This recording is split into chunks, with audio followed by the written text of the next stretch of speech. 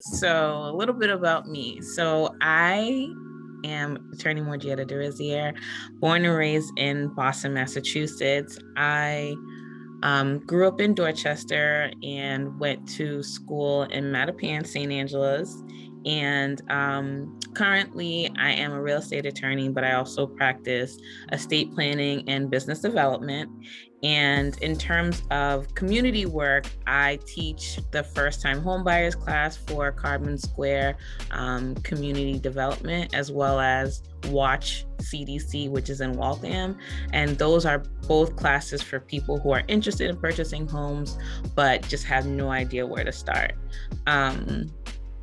I think that kind of covers where I am in terms of the legal practice. I also have my broker's license, so I also do practice real estate for people who are interested in purchasing, selling, and or investing.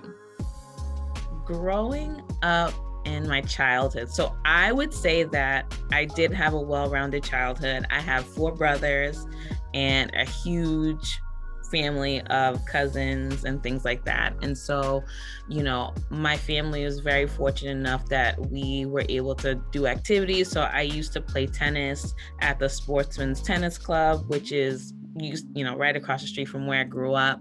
And I met some really great people there. Because of the school that I went to, I met people from different walks of life, different nationalities.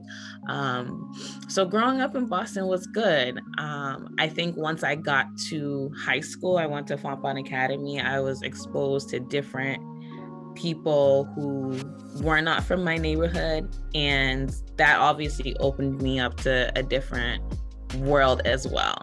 And I would just say in general, I love Boston. I've always participated in things like the Caribbean Festival Parade, St. Patrick's Day Parade. There's definitely a sense of belonging, especially being a person of Caribbean descent. There's a huge population. So I think in terms of how that influenced me, I think Boston is very, we love our city, Boston Strong is it resonates all over.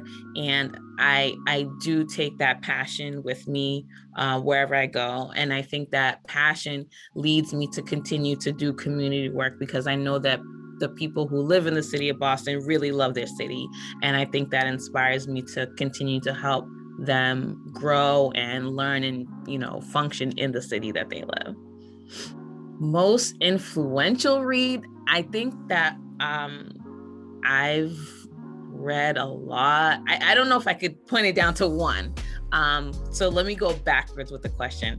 So right now I'm reading a lot of self-help / manifestation books. A lot of it is in focus on investing and real estate, but it also ties into empowering yourself, believing what you want, as the foundation to getting what you want. So it's a lot of confidence books that I'm reading right now. I can't really say what my best read is, but I would definitely say that I do pick more self-help, self-confidence, boosting your confidence type of literature, because I think that we live in a tough world and we always need that boost and it has to come from within. So I'm trying to think of a couple of names off the top of my head. It's not coming to me right now, but I definitely, it would be more like a self-help kind of book.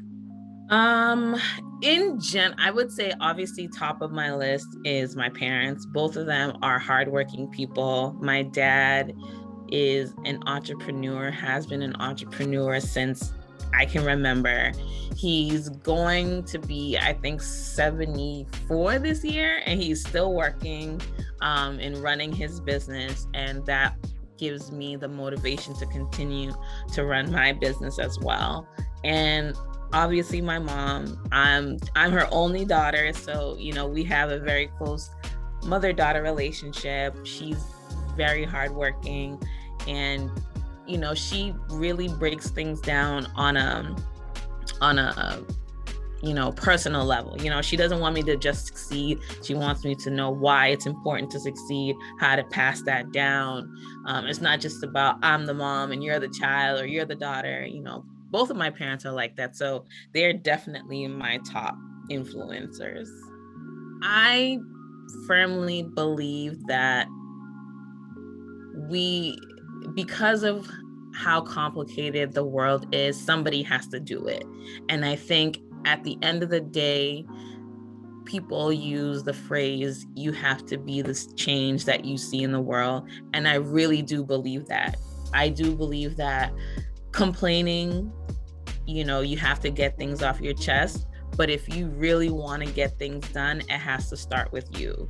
And so my why is because I know if I don't do it, I don't know who else will. Somebody else might not.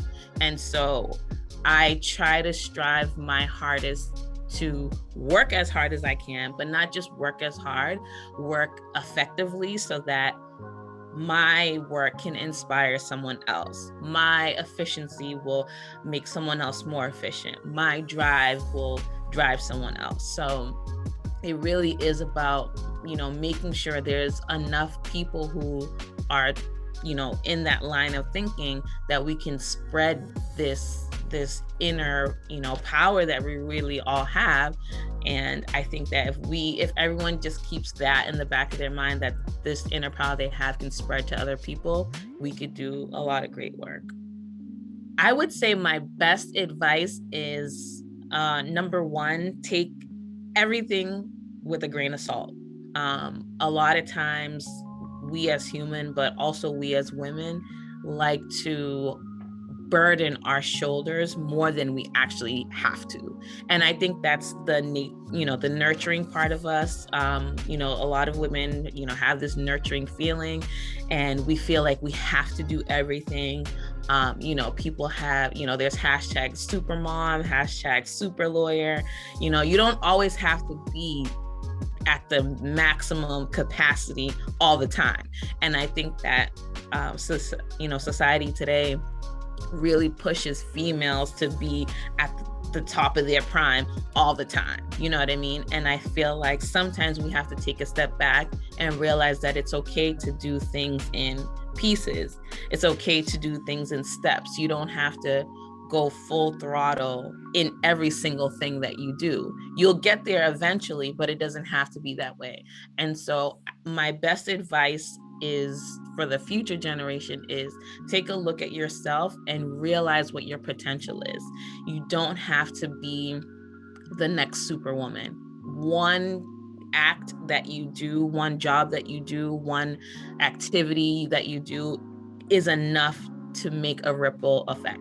We have this theory called the butterfly effect, right?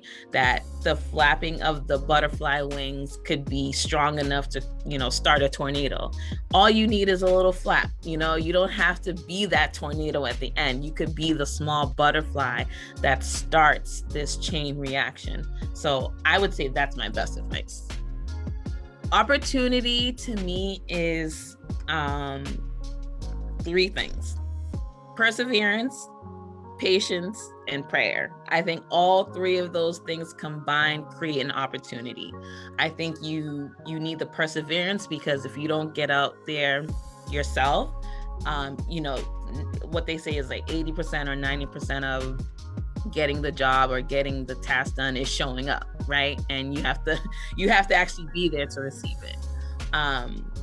And obviously the prayer piece, I know that maybe not everyone has a spiritual or religious background, but I do believe that the universe around us listens to us, right? Even if you're not focusing that on some sort of specific religious connotation, but you have to believe in something in order to get to that opportunity.